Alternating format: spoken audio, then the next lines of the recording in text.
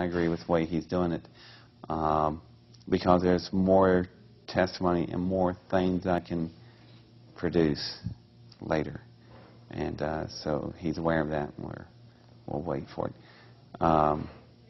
So that's pretty much after I did the testimony, I flew home after that. When I agreed to testify in Washington, D.C., Dr. Greer told me that there would be, he has about 120 witnesses that are hardware contacts. That's really important because there are other contacts that people just see radar images and lights and lock on and such. Well, when we got there, the 12 witnesses he had, they all saw radar images and confirms and lock on, and they chased them on ground radar, on-board radar and planes, which to me in the mainstream world, that's pretty darn exciting right there. But I realized I was the only one that had hardware contact, and I need somebody else, because if not, I am alone in a category by myself, and I really wasn't ready for that. So I was waiting at the last minute. If I had to, I may have not testified. But there was a lawyer in front of me. His name was Steve Lufkin, and Steve's story was that he was 18 years old in 1960 in the basement of the Pentagon. He was an encryption soldier, officer in the Navy, or in the Army, and their job was to break codes.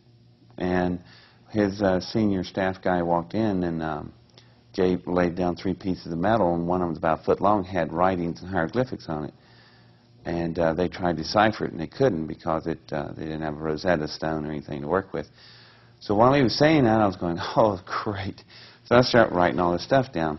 And I hand Steve the paper, and Steve looks at the paper and goes, and like any good lawyer under testimony, he goes, I swear I've never met this man before. And I thought, great. So when I got up, what rattled everything was he had about 12 different emblems, and he remembered them. I hit all 12 emblems. So the way I told the Senate and Congress, I went, how could I do that? Simple. I was standing on top of the engine that that piece of metal came from. As a matter of fact, there's about 98 different emblems on this engine. I was born with photographic memory, and I got them all.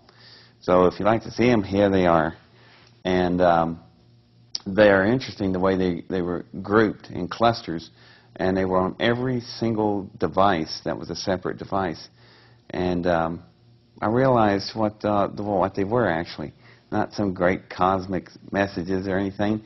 They're serial numbers for parts. That's how they figured out where their parts are. They got, just like us, we got to know where all these. After looking at the emblems, some of the emblems repeated themselves. There was one that had a very similar mathematical symbol of pi, but it was a modified symbol of it. And it would show up every time there was a curved radius. And I'm going, there were some of the emblems would be reversed on the other side of the engine when the 2 parts were the same, left and right.